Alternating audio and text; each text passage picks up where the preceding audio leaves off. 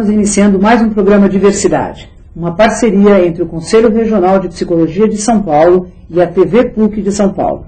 Estamos debatendo a série Psicologia e Políticas Públicas, hoje com o tema Segurança. O tema Segurança tem ocupado os jornais, a mídia em geral, a televisão. Muita gente se põe diante da televisão para saber o que aconteceu naquele dia. Quem morreu, quem matou quem, e tudo isso tem atormentado a população do nosso país. Mas o que é realmente que queremos quando reivindicamos segurança? O que deveria caracterizar uma política pública nesta área? Aumentar a vigilância das pessoas por meio de câmeras em todos os lugares, aumentar as penas dos presidiários. O que é que deveríamos procurar garantir com a questão da segurança? São muitas as questões e, para isso, nós temos aqui para discutir conosco o sociólogo Sérgio Adorno, coordenador do Núcleo de Estudos da Violência da USP, professor associado do Departamento de Sociologia da USP. E Luiz Carlos Rocha, psicólogo, professor de Psicologia Social da Faculdade de Psicologia da Unesp, campus de Assis. Sejam muito bem-vindos ao nosso programa. Antes de nós começarmos nossa conversa, nós vamos assistir uma pequena matéria preparada para o nosso debate. Vamos lá. Você está sendo filmado. Na rua, no elevador, nas lojas, nos bancos. Tudo para a sua própria proteção.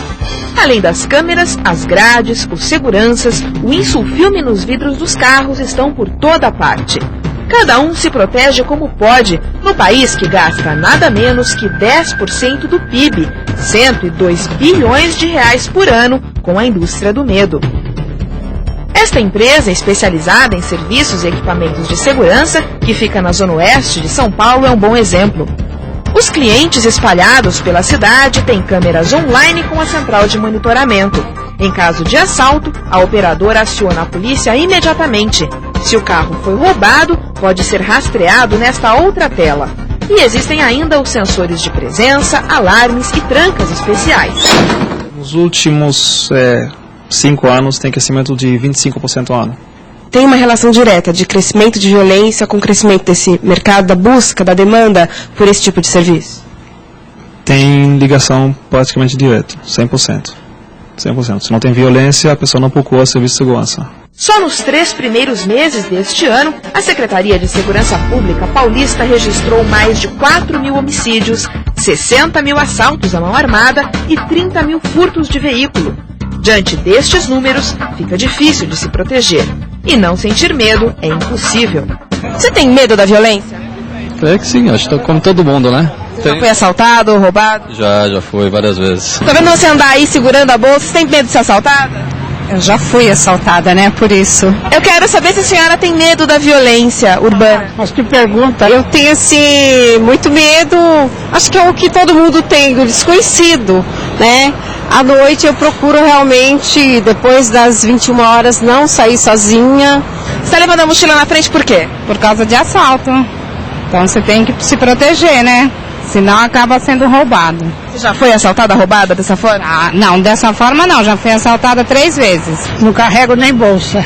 Olha aqui. Para começar. E vou sempre olhando, não converso com ninguém. E rezando também. E enquanto a população vive com medo, o Estado responde apenas com a repressão, como explica este advogado criminalista. O que está acontecendo hoje, na verdade, é um grande reducionismo penal no enfrentamento do problema da criminalidade e do sentimento de insegurança. A questão da criminalidade vem sendo debatida com uma mera questão de aritmética penal, ou seja, 30, 40 ou 50 anos de prisão, 4, 6 ou 8 horas de banho de sol para o Fernandinho Beiramar. E aí é como se isso fosse resolver o problema, quer dizer, na verdade é uma bela resposta simbólica que se dá para a sociedade. E nós podemos ou não aceitar ser ludibriados por esse engodo. O que está acontecendo hoje, então, é uma simplificação do problema como se ele pudesse ser resolvido meramente pela via repressiva. Depois de passar uma temporada nos Estados Unidos trabalhando com policiamento comunitário, Theo Dias acaba de concluir o doutorado na Alemanha, onde estudou as políticas públicas na área da segurança. Para ele, o caminho para a solução do problema passa por diversas áreas. temos que ter uma polícia mais eficaz, um sistema judiciário mais rápido, mais eficaz, e também intervenções urbanas, políticas sociais. São inúmeras frentes que devem ser enfrentadas, que devem ser encaradas. Quer dizer, é pegar o boi pelo chifre, quer dizer, enfrentar o problema tal como ele é e não somente simbolicamente através do aumento abstrato nas penas previstas. Então, Sérgio, o Theo Dias nos diz aí uma coisa bastante interessante, né? Essa visão reducionista da segurança, que trata a segurança apenas do prisma do crime. O que mais é segurança? Da sua experiência de trabalho, o que a gente deve considerar ao pensar em política pública de segurança? Bom, eu acho que a primeira questão que nós temos que falar é o seguinte, quer dizer, nós estamos atravessando um processo de mudanças sociais muito complexas, pelo menos nas últimas 3 ou 4 décadas, né? Tudo está em processo permanente de transformação e de mutação, né? As relações sociais de maneira geral, as relações entre os gêneros, as relações entre as gerações, né? O modo como as pessoas estão inseridas hoje no mundo do trabalho, no mundo das instituições, quer dizer, são mudanças muito substantivas na sociedade. Então, o problema da violência também adquiriu uma complexidade muito maior. Antigamente a gente pensava que violência aparecia pelo menos em três conotações, né? Ou era a violência das guerras, ou era a violência das revoluções, por exemplo, as revoluções descolonizadoras, né? Então toda uma imagem muitas vezes positiva da violência em nome da liberdade, da justiça, né? Da construção de uma nova ordem, e a violência do crime, esse crime das ruas, o crime comum. Evidente que hoje, né, com essa transformação da sociedade, com essa maior complexidade do mundo social, mudou também a percepção da violência, né? Quer dizer, hoje você tem que pensar não só na violência, nas relações étnicas, nas relações religiosas, você tem que pensar essa violência como uma violência do crime organizado, com bases, muitas vezes, internacionais, né? E você tem que pensar também a violência doméstica, a violência contra as crianças, a violência contra as mulheres, a violência contra as crianças e adolescentes. Então, na verdade, nós estamos atravessando um momento em que a questão da segurança é muito mais que um problema de desordem, quer dizer, é um problema de quase um elemento constitutivo da vida social. Então o problema da segurança também ficou mais complexo, também ficou muito mais denso, né? Bom, e qual é o problema? O problema é que essa violência mudou, o problema é que as exigências da segurança se tornaram mais complexas e o nosso sistema de justiça permaneceu atado aos velhos conceitos. Então a ideia de que para você ter segurança você precisa ter repressão, você precisa conter os crimes, né? E hoje, na verdade, pensar em segurança é pensar em você proteger populações contra o risco de elas serem vítimas de ações violentas. Então a questão é mais complexa, quer dizer, não basta simplesmente reprimir crimes, não basta simplesmente reprimir a violência. É preciso todo um conjunto de instituições encarregadas de evitar que grupos sociais sejam potencialmente vítimas de ações violentas. Mas não é exatamente isso que a gente tem, né? Não, eu acho que, particularmente no Brasil, nós temos uma enorme defasagem. A sociedade brasileira é uma sociedade que mudou profundamente nos últimos 20 ou 30 anos, né? Quer dizer, em parte por mudanças mais gerais, né? Globalização, vamos dizer, a mundialização dos mercados, né? Toda essa mudança que opera, por exemplo, na esfera da cultura, né? Quer dizer, há mudanças muito significativas e, evidentemente, que os comportamentos também foram bastante alterados. Basta ver, por exemplo, as relações hoje entre pais e filhos, as relações entre os jovens entre si, para a gente ver que os parâmetros hoje não são os mesmos de 20 ou 30 anos atrás, né? Ocorre que no campo da segurança, nós continuamos pensando como pensávamos há 30, 40 ou 50 anos atrás, né? Nós continuamos imaginando que problemas de segurança se resolvem com mais polícia, mais punição, mais prisões, né? Como se isso desse conta, né, da questão da segurança. O que a gente tem visto é que os crimes vão crescendo, vão se tornando mais violentos e o sistema de repressão está sempre atrás dos acontecimentos. Então eu acho que esse é um problema, quer dizer, nós temos que ter uma invenção política para pensar um sistema que efetivamente acompanhe os acontecimentos. Quando ele não pode prever os acontecimentos, que ele possa, de alguma maneira, acompanhar os acontecimentos. Muitas medidas, Luiz Carlos, são tomadas, interessante porque elas vão contra a nossa valorização da vida privada, né? Que são as câmeras nos elevadores, nas ruas onde a gente anda, nos lugares de circulação, nas lojas. Em todo lugar existe alguém tomando conta dos nossos passos. E parece que nós estamos aceitando esta invasão da nossa privacidade em nome da segurança. A gente consegue mesmo segurança com todo esse aparato? Antes de perguntar se pode ser eficiente a vigilância, nós teremos que perguntar, será que nós temos confiança em quem vigia? Será que não seria importante uma relação de confiança, né, fundamental na fonte da vigilância? Né? Então, isso pode significar que a gente está muito sem quem cuide de nós, né? Porque a gente tem medo, a gente não tem... Existe uma vigilância muito grande, ao mesmo tempo a gente não confia em quem vigia. Como é que é isso? Eu acho que eu até radicalizaria um pouco o argumento do Luiz Carlos, no sentido, quer dizer, esse aparato de vigilância, na verdade, mina a possibilidade de uma confiabilidade. A confiança de uns e outros, né, e a confiança dos indivíduos nas instituições encarregadas de distribuir lei e ordem. Né? No momento que você diz, eu estou permanentemente vigiado, tá certo? No momento que você diz que eu estou... E que você sabe que o outro está permanentemente vigiado, o que acontece? Você transfere a responsabilidade da confiança, não para você, mas para um aparelho externo, cuja origem, cujo controle você absolutamente desconhece. Isso só aguça a desconfiança, isso fragiliza o cidadão diante das leis, diante da credibilidade das instituições. Estou inteiramente de acordo. Eu acho que uma sociedade pacificada, quer dizer, uma sociedade onde, né, embora haja violência, porque também é inimaginável uma sociedade inteiramente sem violência, né, mas uma sociedade onde os padrões de violência são compatíveis com a sensação, por exemplo, de segurança, com aquela ideia de que, de alguma maneira, estamos protegidos, é uma sociedade onde há confiança de uns em relação a outros. E quando os indivíduos confiam em relação aos outros, eles depositam confiança na autoridade institucional. Ele acredita que a polícia é competente, ele acredita que as instituições de justiça estão aí para justamente coibir a violência. Né? Agora, quando você tem um sistema desses, você tem o quê? Você tem, na verdade, a transferência dessa capacidade do indivíduo de ter confiança e de atribuir a outro. Quer dizer, essa ideia, ela estaria por trás, por exemplo, da punir pequenos crimes para impedir crimes maiores, na medida em que você tivesse confiança em tudo isso, nesse sistema todo. Se não tem confiança, não é uma medida que viria a solucionar os problemas brasileiros. Bom, eu vou dizer um pouco o que eu acho. Eu acho que o tal modelo você começar pela punição das pequenas incivilidades, dos pequenos crimes, para poder alcançar os grandes crimes, é um modelo que aparentemente só teria dado certo em Nova York. Porque outras cidades americanas adotaram outros modelos de segurança, como Chicago, Los Angeles, e também viram, durante a década de 90, o declínio das suas taxas de crimes violentos. Então, há uma espécie de um marketing que vem dessa ideia de que, a partir do controle da desordem, você controla os crimes mais altos. Eu acho que o Brasil, o problema fundamental não é isso, certo? Quer dizer, eu acho que tem problemas, concordo até com a visão do Theo Dias, quer dizer, tem um problema de desordem urbana, tem um problema de intervenção urbana. Tudo isso é importante porque isso aumenta a confiabilidade dos cidadãos, circulação das ruas, no conhecimento do outro. Não é? Agora, o que eu acho que nós temos um problema fundamental aqui, é uma crise no sistema de justiça. Né? E essa crise é fundamentalmente o quê? Uma crise de confiança nas instituições de justiça. Quer dizer, quando o cidadão não confia nas instituições de justiça, o que ele faz? Ele resolve tomar conta de si por sua própria conta.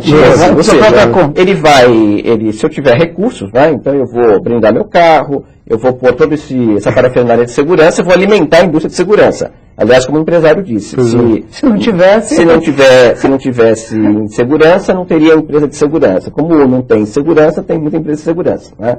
Então, eu acho que um dos problemas é um pouco esse, quer dizer, é o fato de que nós estamos numa enorme crise, e não é um problema de crise que os cidadãos não acreditam na polícia, é que, em geral, as instituições encarregadas de ordem não se tornam acreditáveis junto aos cidadãos. O problema é este, quer dizer, não é um problema de eu não acredito porque, sei lá, não acredito na polícia, não acredito porque elas não se fazem acreditáveis. Não acredito porque tem motivos para não acreditar. Essa é a questão. Chico Buarque tem uma música, uma poesia que eu gosto muito, onde ele diz que a polícia vem chegando, ele descreve a situação à noite e ele pede então à mulher que chame o ladrão.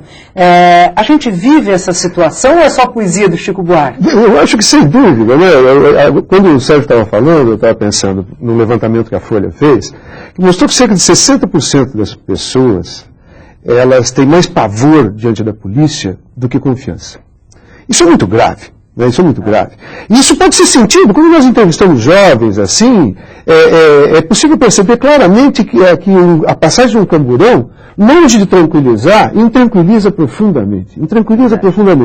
Isso não é uma paranoia. O atual secretário de Segurança tem tratado isso como se fosse uma paranoia. Ele diz, não, isso já vem da família, que a mãe, quando fala com o filho, fala, olha, se você não ficar bonzinho, chama a polícia. Eu nunca vi uma mãe desse tipo. Eu, na verdade, nunca vi uma mãe que chama a polícia porque a criança não come a papinha. Mas a verdade é que há uma crise de confiabilidade da polícia, do sistema de justiça, do sistema policial judicial. E tantas pessoas pedem maiores penas, pena de morte. Eu acho que era bom completar uma questão, que acho que a gente tem que dar um pouco de nome aos bois. Eu acho que um pouco essa música do Chico Buarque, no fundo, acena para o quê? Acena para uma enorme confusão hoje entre o mundo da delinquência e o mundo da ordem. Eu não sei quantos policiais hoje estão envolvidos em corrupção, estão envolvidos nos negócios, por exemplo, ilícitos. Eu suspeito que não sejam tantos. Eu suspeito que a maioria dos policiais sejam policiais honestos, policiais convencidos da sua função pública. Né? Agora, meia dúzia tem a capacidade de contaminar a imagem da polícia. Né? Então, essa questão é uma questão fundamental. Quer dizer, atacar a questão da corrupção com firmeza é um problema fundamental. Nenhuma polícia do mundo, todos os grandes estudos estão mostrando, nenhuma reforma de polícia em Nova York, na Europa, nenhuma reforma de polícia foi bem sucedida se não atacou o problema da corrupção policial.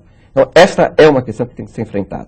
Eu sei que é um problema político difícil, eu sei que se eu estivesse na posição do secretário de Segurança, eu estaria numa posição de ter que avaliar qual é o custo menor, né? Agora, eu como cidadão, gostaria de ter uma polícia que fosse 99% confiável.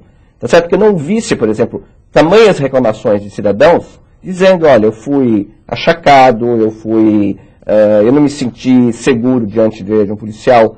Eu acho que isto precisa ser o seguinte, nós precisamos contaminar a imagem com o seguinte, o policial melhor preparado, mais... É um policial que, de alguma maneira, ele tem que contaminar a imagem da polícia, e não o contrário. Quer dizer, a política pública deve envolver uma formação e uma transformação da nossa polícia.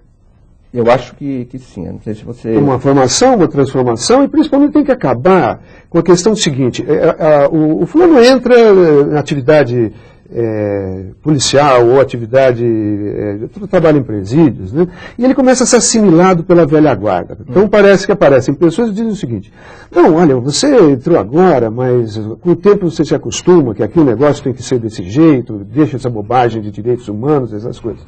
E eu acho que isso está mudando, E se não mudar isso, nós não vamos ter saída. Né? Segundo o ministro da Justiça, ele estima, por alto, né, que cerca de 10% apenas da força policial é corrupta.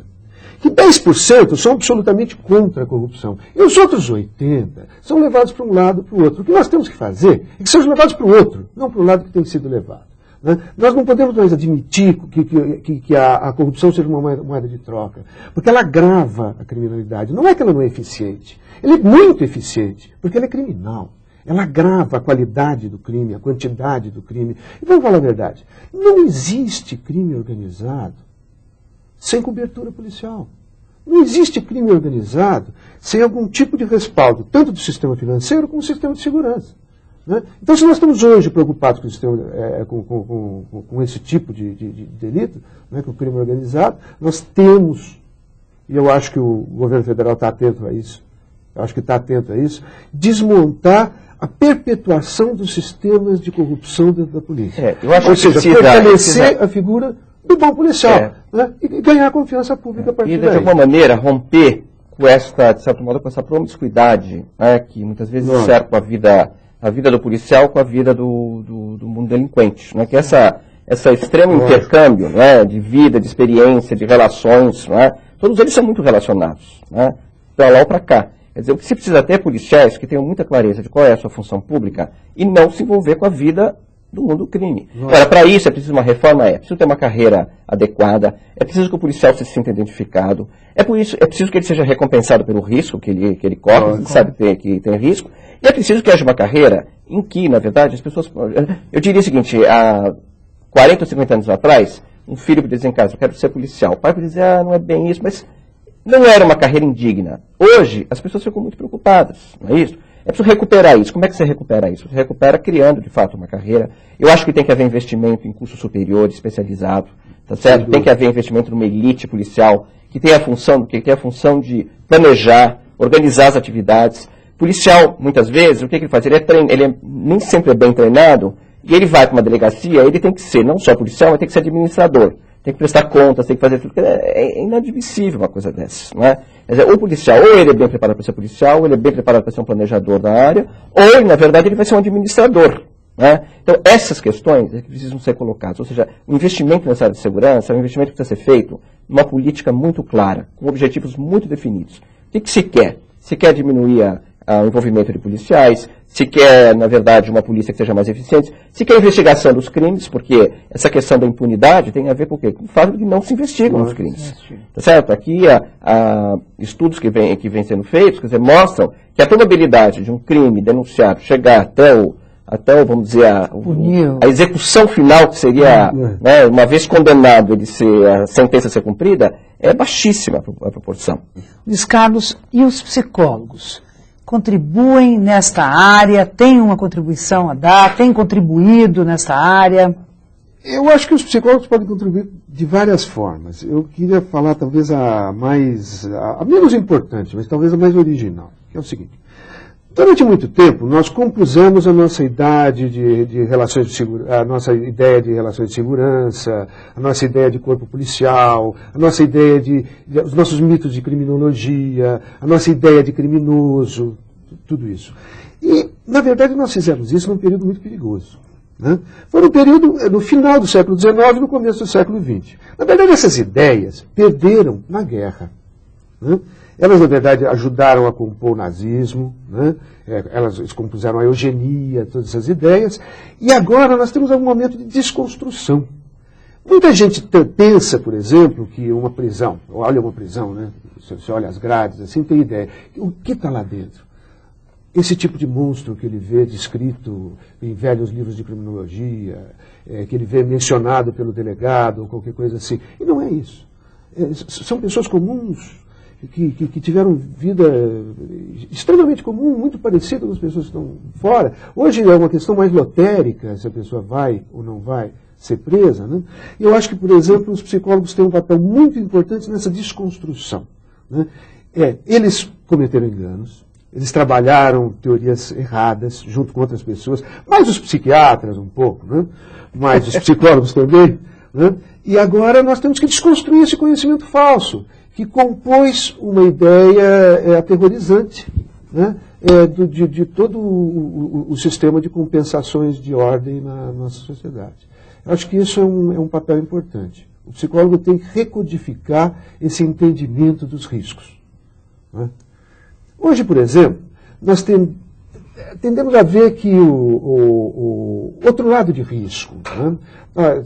Tentamos ver, assim, por exemplo, minorias étnicas estão em risco, minorias quanto às suas opções sexuais estão em risco. Por exemplo, eu estou fazendo uma pesquisa que mostra o risco de visitantes penitenciários. Né? Qual é o risco? O risco é que a população acha que eles são o risco. A população acha que deles vem a insegurança. Então, isso naturalmente faz dessa população alvo de uma série de medidas. Né? E ela acaba pagando por coisas que elas nem sabem de onde vêm. E essas coisas sabem de onde vêm? Vem da associação de que, na verdade, o problema do crime, o problema do delito é uma questão familiar, é uma questão genética, é uma questão que se contamina como uma virose, como uma gripe. Quem chegou muito perto deve ter um pouquinho de criminalidade. Né? E isso acaba submetendo parte grande da população a riscos absolutamente merecidos. Eu acho que a gente tem que desconstruir esse pensamento que, infelizmente, a gente foi capaz de levar à sociedade e agora nós vamos ter que ajudar a sociedade a se livrar dele. E para a gente poder ir amarrando e fechando o nosso debate, eu queria que vocês falassem um pouco sobre o medo. A gente viu aí depoimentos na nossa matéria, as pessoas têm medo. Efetivamente têm medo, até porque pensam, tem essa construção toda. Como é que é isso? O que a gente faz com essa dimensão subjetiva que efetivamente existe? Bom, eu penso o seguinte, eu acho que por um lado, eu não acho que o medo é uma mera ficção, né, que é uma mera... Eu acho que as pessoas estão com medo porque, de fato, né, a probabilidade de elas serem hoje vítimas de uma agressão contra a sua integridade física, né, é real, né, não é simplesmente uma mera fabricação. Ora, o problema é que um fato que é real, na verdade, é muitas vezes narrado, né, nas conversas, nos meios de comunicação, nos debates, é narrado de uma maneira de tal forma dramática, né, como se a gente tivesse de um lado os bons e de outro lado os maus. Né? E a única solução para esse drama, né, a única desfecho para esse drama é eliminar os maus e ficar com os bons. Né? Evidente que nenhuma sociedade funciona assim, porque nenhuma sociedade é tão polarizada assim. A sociedade é composta de pluralidades, né, de multiplicidades, né, e essa imagem do bem contra o mal é uma imagem, de alguma maneira, muito equivocada.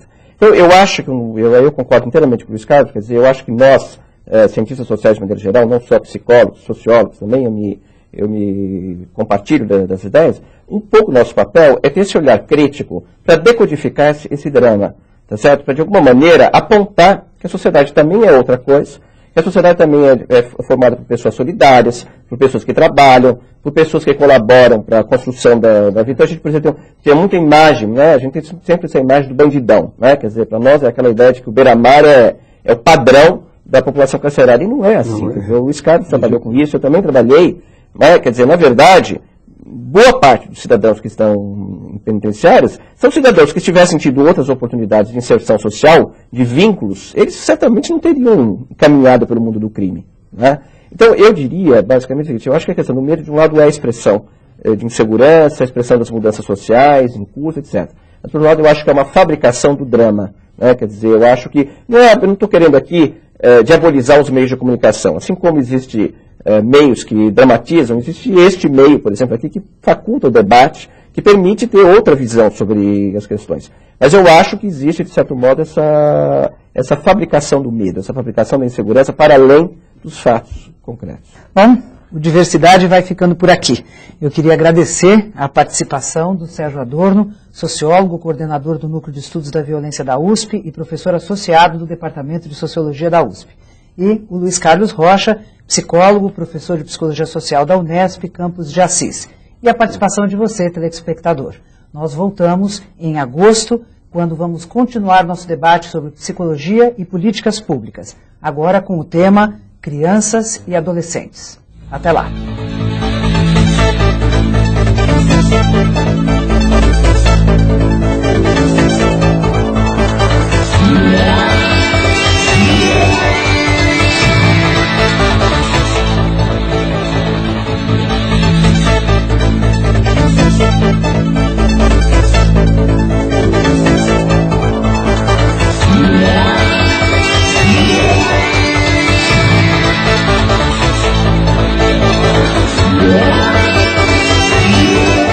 Diversidade, uma realização do Conselho Regional de Psicologia de São Paulo e TV PUC São Paulo.